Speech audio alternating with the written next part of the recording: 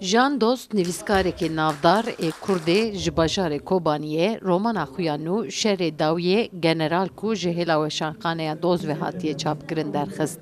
Ji bo danasîna romanê ku çîroka Serokê Nemir Mele Mustafa Barzanî ve dibêje li bajarê Amedê bi kokteylek hatin asandin.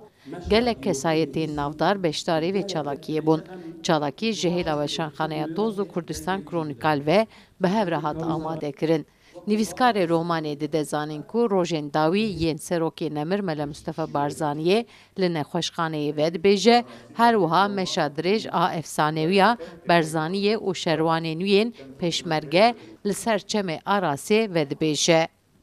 ئەوە وەک ستایلێکی منە درۆمانێ دە ڕۆمانێ مێژووی دنویسم بەحسا کەساتیان کورد دکم ئەتخوازم ئەو کەساتیان کورد گود پرتوکێن دیرۆکێ دەمانە و هەر کەس نێزیکی وان نابە هەر کەس نکارە خوا بگینە دەتایەن ژیانەوان ئەس دخوازم بە ڕەنگی ڕۆمانێ پێشکەش بکەم ژیانەوان قەهرەمانên مەیên کورد بینم سەر سەحنەیە ڕۆمانێ سەحنەیە ئەدەبیاتێ بەرکو تەسیراوێ بێتر هەیە ئارمانجا من ژێ ئەف بوو کە ئەس ژیانە نەمر مەلە مستەفا بارزانیژی بکەم ڕۆمانێک هەروەکی چاوە ژیانە شێخ سەعید و ئەحمەدی خانی و مەلای جزیری و مەل مەحمودێ بازیدی و ئەوانێدن من هەموو هەریەک جوانە ڕۆمانێک تەرخان کردبوو ji بۆ نەمر مەلە مستەفاژی ڕۆمانێک نەبەسە لێمە ڕۆمانێک ji بۆ ژیانەویژی دانی وەزێرابم گەنج خەلیل کوڕماڵی خۆم بە مەزوو بازارێک مەیدانی شامی ڕاکن وێ ڕۆژێ و قمەرە عوسمانیە پێ وێ ڕۆژی دڵنادە.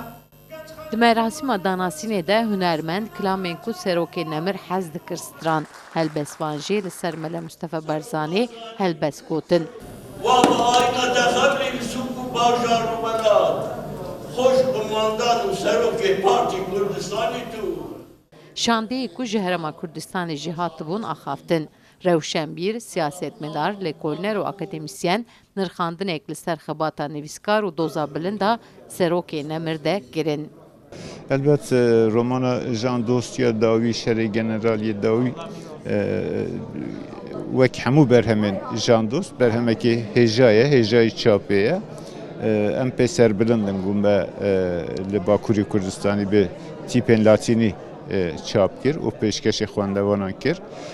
علاقەیەکی باش دیتیە کتێبێ ئەو ئیڤنتەی ئەوڕۆ تابلۆیەکی نەتەوەی تەواوکەری یەکترەکە هەموو پارچەکانی کوردستانی کۆکردوتەوە و ئەمڕۆ مێژووی سیاسی لە چوارچەوەی ڕۆمان چاپەکرێت و هیوادارین لە داهاتوودا خەبات و ماندووبوون و قارەمانیەکانی کورد نەک هەر لە ڕۆمان لا کاری دیکەی پرۆدەکشن بەردەستە بکرێت.